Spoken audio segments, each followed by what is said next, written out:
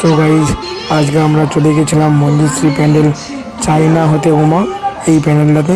So guys, সবাই দেখো এবং কেমন হয়েছে কমেন্টে জানিও। হাত করে বল মারছি, মেয়া জনম নয়। আমার দু চোখে আগুন জ্বলে, আমার ভিতর শত শ্রেণী। আমি করি লালন পালন সুজলা মেদিনী। আমি দশভুজা, দুষ্টকে দমাই রাখি। যারা আমার ভক্ত হবে তাদের দুঃখ নাসি। তাও কেনে অভাগা আমি, তাও কেনে নিঃস্ব আমি, বলতে পারি মুক্তি দে মা। হব নাই আমি উমা, হব নাই আমি উমা, হব নাই আমি।